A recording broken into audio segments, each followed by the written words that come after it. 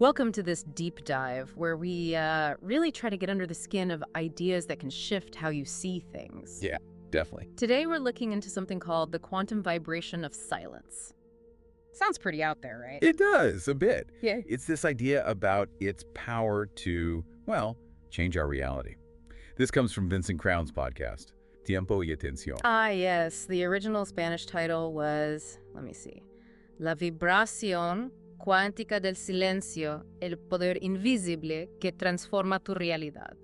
Quite a mouthful. Yeah. And Vincent Crown, he's put out a lot of material exploring these kinds of deep questions, like around 400 episodes. Oh, 100. So our goal here is really to unpack the core stuff from a specific discussion. We're working from a YouTube transcript from his channel, Vincent Crown, Tiempo y Atención, Mente Cuántica. We want to really get what he's driving at. Exactly. So the big question for us is, what is this revolutionary silence Crown talks about? He sometimes connects it to thinkers like Krishnamurti, so it's clearly more than just quiet, Much more. We want to sort of break these complex ideas down for you, make them accessible, maybe give you a few aha moments without, drowning you in jargon. Right. Finding the signal in all the noise, so to speak. Yeah, precisely. So where does Crown begin with this? Well, he starts off talking about this idea of a backpack, like a metaphorical backpack of knowledge we all carry. Okay, a backpack. Yeah, all our experiences, everything we've learned, consciously or unconsciously, it all conditions how we see and react to the world. It's all in the backpack. That makes sense. You really do feel that weight sometimes, don't you? Like you're seeing everything through this filter of what you already think you know. Exactly. And Crown points out this can lead to this endless doubt, this questioning, that feeling of why isn't X happening if I'm doing Y? Oh, I know that feeling. Trying to make reality fit the manual you've been given, Right. sort of. And he critiques how sometimes we even bring that same transactional thinking into spirituality. Like, if I meditate this much, I should get this result. Yeah, like a spiritual vending machine. Put in the effort, get the enlightenment snack. Kind of, yeah. He calls it a bit spiritualoid, mirroring materialistic ways of thinking. It's like using the wrong tool for the job. Trying to fix software with a hammer, maybe? That's a good analogy. Which brings us nicely to his idea of silence. It's definitely not just about turning down the volume. So what is it then for him? He calls it the preamble to lucidity. Preamble to lucidity, okay. Think of it like that quiet beat just before a big insight hits you. He also calls it a lucid opening to the real unknown. A lucid opening, I like that. And even a silent and mute, intelligent music. He stresses it's multisensory. So it's not just hearing, it's a whole state of being aware. Wow. Okay, so not about making your mind blank like people sometimes think meditation is. No, not at all. It's more like creating an open space, a receptive space, where a deeper kind of understanding can actually emerge. And he says in the silence you can discover the presence of the one, the unity of consciousness. Exactly. Something he claims is totally impossible for our normal way of thinking, what he calls relational thought. Relational thought, meaning like comparing things. Yeah. A is like B, C is different from D. Precisely. Our everyday mind works by relating things, categorizing, analyzing. He's saying that very process, useful as it is, actually blocks us from experiencing this fundamental oneness. So the silence is the key to unlocking that, to seeing things in a non-dual way. That seems to be the core idea, yeah. And he connects this to beauty, doesn't he? Saying something like, authentic is beautiful. He does. Only the authentic is beautiful. And that a life lived from this place of silent contemplation becomes a spontaneous expression of beauty. It's like if you quiet the inner noise, the striving, what comes out naturally is just harmonious, genuine. That's the implication. It flows naturally, which then leads him to another, maybe more challenging idea. Oh, what's that? The idea that this someone, that feeling of being a separate self needs to kind of disappear for us to really hear the true melody of our being. Right. The dissolving ego. That's always a tricky one. We spend our lives building that self up. We do. So what he means isn't annihilation, exactly. He clarifies that what we usually experience are just different forms of being, not being itself. Okay, can you unpack that a bit? Think of waves on the ocean. Each wave looks separate, right? But it's all just water, fundamentally. Ah, okay. The separate self is like the wave. And the silence helps you realize you're the ocean. I see. And he stresses the importance of where you're listening from, doesn't he? Critically important. He says the place from which one is listening needs to be a silence of unnecessary noise. If your inner landscape is all static and chaos, you can't tune into anything subtle. Makes total sense. Listening through your biases and chatter means you're not really open, are you? Not truly. And this internal state, this place, is vital because Crown makes a pretty bold claim.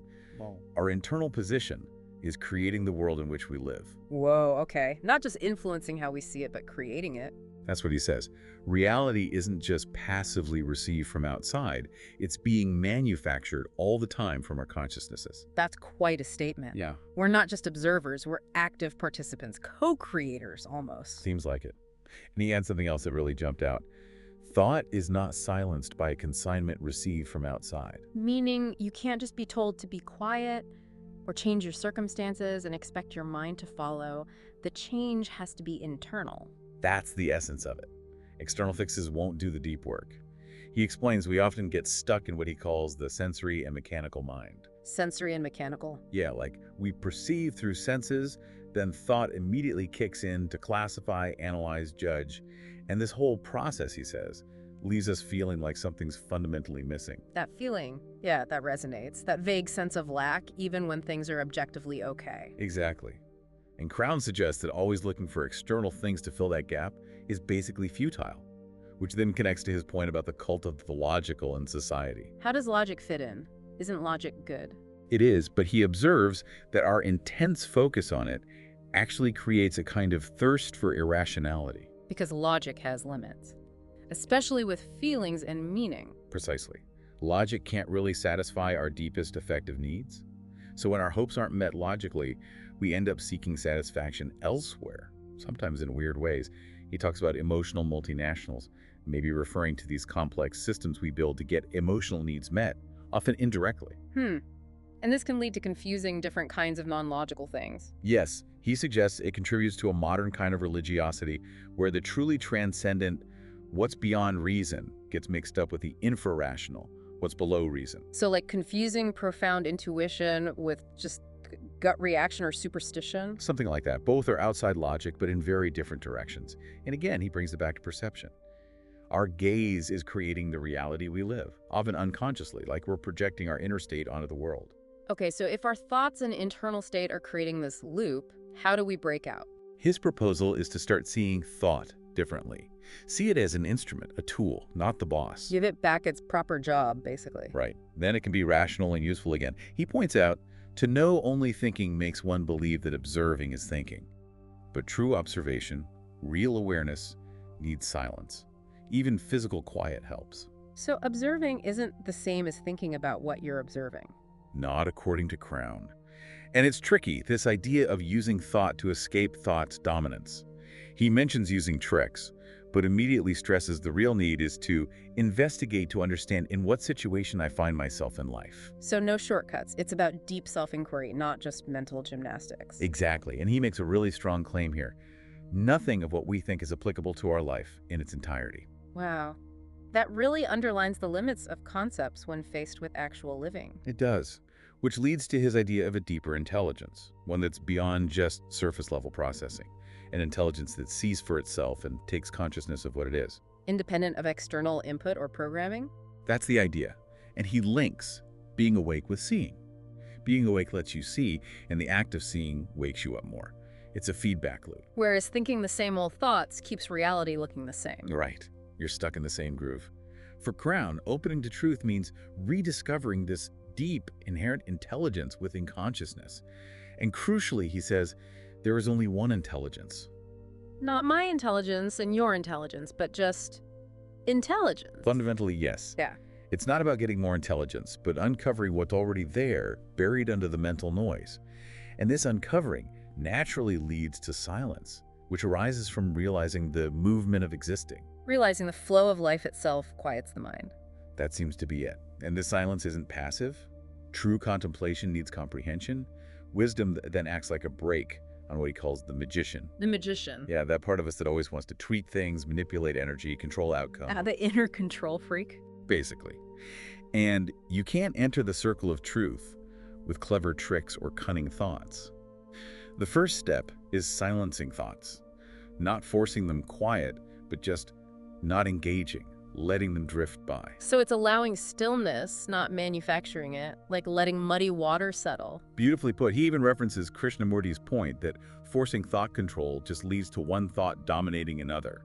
It's still thought controlling thought. Right, you haven't actually escaped the prison, you've just changed guards. Exactly. True silence is a natural result of understanding, and from this stillness, this intelligent path emerges, falling in love with truth and contemplating it. Falling in love with truth. Yeah, and intuition is key here. He calls it the soft breeze that starts intelligence. Importantly, he places it above reason, distinct from instinct, which is before reason. So intuition isn't just a hunch, it's a higher form of knowing. In this framework, yes. But then there's the challenge. How do you tell your own thoughts their version of reality is wrong without them immediately kicking up a fuss? Yeah, the inner lawyer protests immediately. And Crown's advice is pretty blunt. Do not take into account the protests of thought. Just ignore them. Yeah, essentially, yes. Don't get drawn into the argument. He explains that the unconscious holds on to things we haven't fully seen or understood. Beliefs pile up, waiting, and keep showing up in our actions until we really get them. This seems connected to the idea of relative truths. He's critical of that, right? Very. He calls the belief that all truth is relative one of the most negative thoughts, because it cuts off our innate desire to find out what's actually real. It gives us an excuse not to look deeper. Kind of. And he critiques the idea that only science, or things you can measure with your senses, can lead to truth. He insists truth is also an act, a state of being found through direct personal investigation. So not dismissing science, but saying it's not the only path. There's an inner experiential path, too. Exactly. And he tackles those limiting thoughts we have, like, I'm not smart enough to see the truth, or I don't have the capacity. He points out a thought itself has no capacity. It's just a thought. It's the belief in the thought that limits us. Right. And he suggests that if you just look at the thought clearly as it is, the noise around it, the fear, ambition, envy that fuel it starts to fade. So where do we find solutions, if not in thought? Well, according to Crown, there's no solution in the realm of thought, which is tough because we live there most of the time. And we really identify with our feelings, too. He mentions that's hard to let go of. Extremely hard. We are our feelings often, but he urges careful observation of them to see the unnecessary noise in our psyche. Ideals, he adds, are traps. They're concepts born from our egocentric feelings, so they're never truly attainable. So feelings are real, but also potentially noisy and based on ideals that aren't real. It's complex. It is, and this leads into the illusion of separation again. He references Eastern texts saying the world is unreal. Not meaning it doesn't exist. No, but that our view of it as separate, fragmented, is partial, erroneous vision relative to reality. Okay. Our map isn't the territory. A good way to put it. And when these illusions break down, we feel disillusioned, sad maybe. But Crown flips it, calling disillusionment magnificent. Magnificent, because you're seeing more clearly. Exactly. True happiness, he says, is in love, a love that breaks and dissolves illusions until only it remains. And this isn't just romantic love, presumably. No, it's deeper. He distinguishes between not loving and allowing love to be. The second has no dependency. It's just the perfume of life, constantly undoing attachments. That's why therapy is just focused on fixing thoughts might miss the mark. He suggests they have limitations if they don't address this deeper level, calling it sometimes a parody of improving thought. He then talks about unity of opposites like love and hate. Yeah, two aspects of the same energy. And suffering. He says it stems from an imagined happiness and is made of the same stuff as the happiness that we are. Wow, so suffering isn't the opposite of happiness, but a distorted reflection of it. That's the implication. Anger is a lack of love. Fear and desire are both clamoring for love. It's all interconnected. How do we experience this directly then? By moving beyond just the senses, contemplating directly through the silence of consciousness, discovering unmediated reality. Not leaving one reality for another, though. He uses an actor analogy. Right. The actor knows they're acting, even when fully in character. We can live intensely, serenely, intelligently, without identifying completely with the role or the drama. And the path of this true love is also the path of wisdom. Yes. And it doesn't climb through emotions. Discovering this love requires silencing feelings, not in a repressive way, but moving beyond their constant demands. Not seeking to be loved or even necessarily to love others in the conventional, needy sense. Though falling in love might still happen spontaneously. Right. It's about the source, not just the expression. Thought becomes creative when it's just a tool. And silence arises when the mind gets quiet because it understands. Not because it's forced quiet. No. True silence passes through intelligence, total, unique intelligence, which he says is our nature. And he talks about fullness appearing when we feel we have nothing left. Yes. When the attachments fall away, that's when fullness is discovered. Just having emotional experiences doesn't fulfill us or give life meaning, he argues. Even feeling unity can be obscure until love is lit by understanding. Right. Comprehension dissolves the conflicts. Even the suspicions lovers have, he suggests, point towards the great truth that we are not separate. It's thought that creates the first split, subject and object. That's the idea. And escaping collective conditioning, he claims, is actually easy. Easy. That sounds hard. Easy in the sense that it just requires an internal attitude shift, not waiting for society to change. Okay. And when someone discovers truth, they don't need authority, and communication happens naturally. Yes, because the first discovery is non-separation. If we're not separate, communication is inevitable. Yeah. And you don't acquire intelligence. The intelligence that was bound gets liberated. Ambition ends. The ambition to become something more. Exactly. Because you realize the essence is already there, like the perfume in the bottle. The bottle, personality thoughts might seem flawed, but the scent, truth remains. The distance to the sacred is just a thought. So another way in is through wonder, opening to total intelligence, forgetting who we thought we were. Yes. Shifting focus from who am I to what is this, the path itself. Opening to being in everything, not just digging deeper into the me. That's a subtle shift. It is.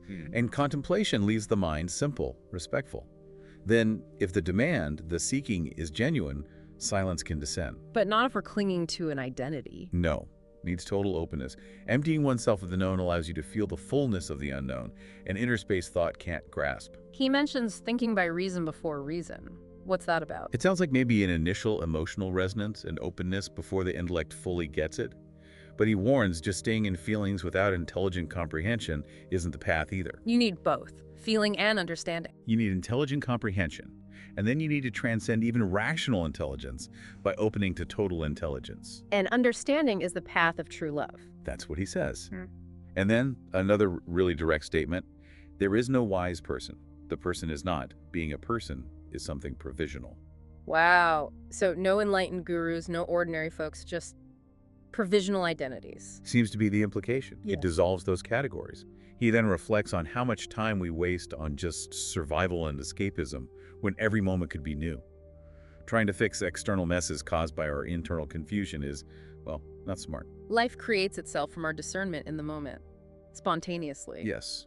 As an expression of capacity, joy, love. True security isn't in control, but in the insecurity of creative life lived by inspiration, suspended in intelligent trust. Trusting the process, essentially. And disharmony starts in the mind. We have to see how it formed there to be free. Criticizing from an idea or looking through the past stops us seeing what is. Our real reality is unseen, formless, beyond thought. That's his assertion. And the security we crave, maybe it's just the security of the asleep. Oof. That's provocative. It is. And understanding is private, a personal discovery, no collective conclusions possible.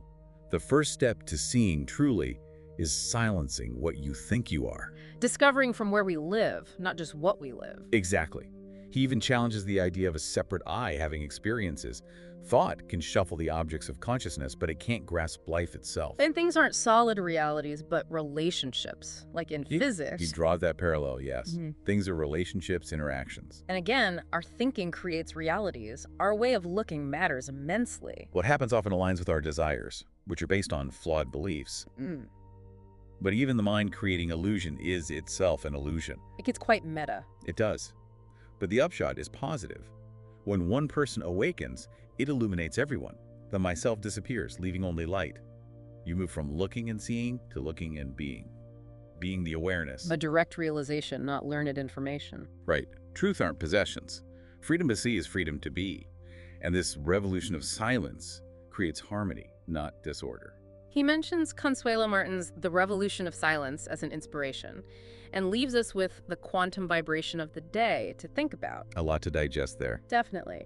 So wrapping up this deep dive into Vincent Crown's ideas, we've journeyed through how our thinking patterns can box us in, and how this deeper silence he talks about, way beyond just quiet, might be a doorway to, well, clarity. to a different reality almost. Yeah, we touched on that tricky idea of the separate self-dissolving, how our own consciousness isn't just passive, but actively shapes our world.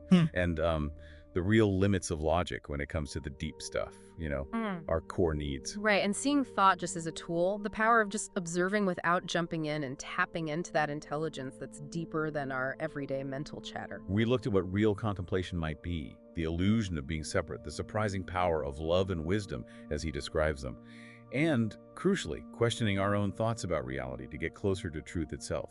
It's quite a perspective shift he's proposing. So here's something maybe for you, the listener, to mull over.